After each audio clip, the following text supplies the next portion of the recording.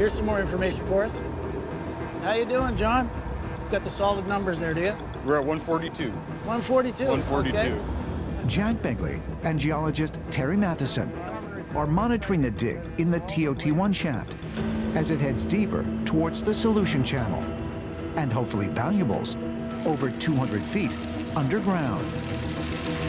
So I'll take another measurement in about an hour and see what we're gaining per hour. Great. Thanks a lot, John. All right, thanks, guys. There's a lot of wood coming up out of There's it. a ton of it, my friend. We're chewing through the side of the chapel shaft. In 1931, Melbourne Chapel, along with his father William and a treasure hunter Frederick Blair, constructed a 157-foot shaft in the money pit in a bold but unsuccessful attempt to retrieve the believed vault that William and Frederick had discovered in 1897. If we have to push it or chase it to 215, we've got all the caisson material here we need to do that. The fact that the team believes they're digging through the chapel shaft is an encouraging sign.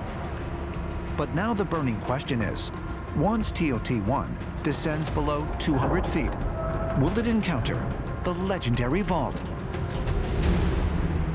Later that afternoon, What is that? This looks like it's part of a tool. Is it? Yeah. it is an exciting moment for the Oak Island team in the money pit area. That could be a really old tool, mate. Yeah. After reaching a depth of more than 160 feet in the TOT-1 shaft, which is deeper than any previous treasure hunters have ever explored, Marty Lagina and metal detection expert Gary Drayton have just made a potentially important discovery. You can see the striations in it. Look at that. That's some old iron there. Yeah, it is. Because we're below the chapel shaft. Yeah, exactly. This is good. Yeah, that could be a really old tool, mate. I bet that's like an old pickaxe. The tip of a pickaxe, maybe? You see how it comes down? Yeah, there's a bit of a curve like that. Yeah. A possible fragment of a hand-wrought pickaxe found at a depth of over 160 feet in TOT-1?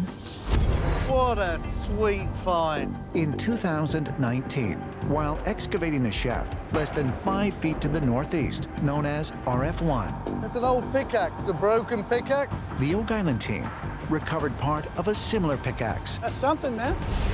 And just 2 weeks ago, while visiting Malta, It's just absolutely incredible. where the team was shown a vast network of 16th century underground tunnels with features that matched the reported original design of the money pit, This was found below 145 feet in the ground. historian Matthew Balzan suggested that these exact kinds of tools were used by the Knights of Malta. Pickaxes were used in the digging of underground tunnels. That's the beginning. Yeah, I'll just finish this little area. Yeah, something. Yep. Is it possible that Marty and Gary have just discovered another ancient tunneling tool that may help the team identify who is behind the Oak Island mystery? That is a very old piece of a tool of some sort. It's all wrought iron. Yeah. Perhaps the most significant thing from TOT-1 so far is this big chunk of metal that Gary and I found. We're well out of any searcher area at that point. So what is this metal artifact doing that deep? You feel how heavy that is? Yeah. Yeah, that's an oldie. So this thing could tell a story. It might not be the one thing we were looking for, but it could be a sort of one thing that really matters. There comes Big Brother. I see you guys had all the fun. We got one thing worth talking about. We believe we're below the chapel shaft a little bit. Considering we're in a relatively modern shaft, this looks way out of place. Look at the hand-wrought nature of it. Hell yeah. I know me old eye, mate. That might be depositor. Really? That's cool. So that's an oldie there. Can't wait to see what Carmen Legg says about that as well. And makes me think we're on the right track. Absolutely. Adam? How's everybody doing? Hey, Billy. Hey. Well, let's give you a bit of an update. I think we're gonna call her for the day here. That makes sense. We're at about 171 feet. So that's where we wanted to be. Great. Tomorrow could be the day. Yeah. So we'll see everybody in the morning, bright and early. Yeah, I imagine. Right and early. Thanks, guys. Thanks, Adam. Into the solution channel we go. Into the void. Into the void. I have every expectation based on this location and all the history, all the narrative, all the things that have been found to date. We should be hopeful. The quicker we can go to bed, the quicker we can get up and finish this. Let's go. All right. We got a really good chance tomorrow. Sounds good to me. Well, look at here. How's everybody? Hey, Carmen. Good. Carmen, how are you? How you doing? Rick and other members of the team welcome blacksmithing expert Carmen Legg to the Oak Island Lab. This came out of what we're calling the one thing. They are eager to have him examine the believed pickaxe that was found one day ago in the TOT-1 spoils.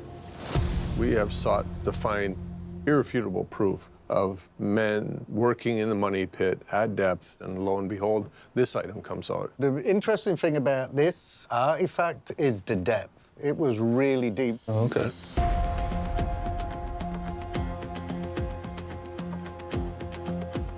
Well, it's a fairly chunky piece, broken off from some other piece that extended this way. Also, if you look at it, you see the grains, and the grains are starting to fold on the end here. And when you beat onto it repeatedly, they do start to fold up in an S pattern like. So this was repeatedly banged onto something. That something, could you infer that it was stone versus metal or not? Oh, yes, it was definitely stone. Definitely rocks, hard ground, whatever. Emma, do you have a scan of this? Yeah. So this is actually a cross-section of that iron piece. So there was like a crack. Okay. So it is a tool. It could be part of a pickaxe, very heavy old pickaxe. There would have been something coming out this way because it broke off. The only time I see primitive mining tools that were this shape and this size was from the 1500s. Maybe early 1600s, but not any more modern than that. So it was a tool that was used for tunneling? Yeah, getting rid of rocks or smashing rocks up. It's a digging tool. In the Oak Island Laboratory, blacksmithing expert Carmen Legg has just shared his assessment that the pickaxe, recovered from more than 160 feet deep in the TOT-1 shaft, could predate the discovery of the money pit by nearly 3 centuries. So based on the composition, we got potassium, we got phosphorus, sulfur, magnesium. So based on the impurities I'm seeing here, these are indicative of, I would say, between 1500s and 1700s as well. Wow, so it's way before the story of the money pit, 1790s. Absolutely. This represents something very early. Tools such as this having been used in rock, the dates seem to line up with the Knights of Malta having a presence in Nova Scotia. It's all possibly confirming that this location for the TOT-1 caisson is an area of original work. This could be a very important connection that needs to be followed up on. I think we may be close to treasure. Has the team found a tool that was used in an operation to hide something of great value in the original money pit? If so, might it represent another critical clue that may connect the Knights of Malta and priceless religious treasures to the Oak Island mystery? I mean, my big takeaway from that is the amount of work, the amount of abuse that took. So that really speaks to how much labor it took to do whatever it is they were doing. So, Long, long time ago. Yes. Carmen, this is quite revealing. I love the fact that your approach, your perspective, and Emma's perspective, and Laird's perspective has come together. It's going to take all of us to do that. So, Carmen, we thank you for your participation. Very good. Thank you, but again, we need to get back to work, so yeah. Thanks, everybody. See you later. See you later. See you.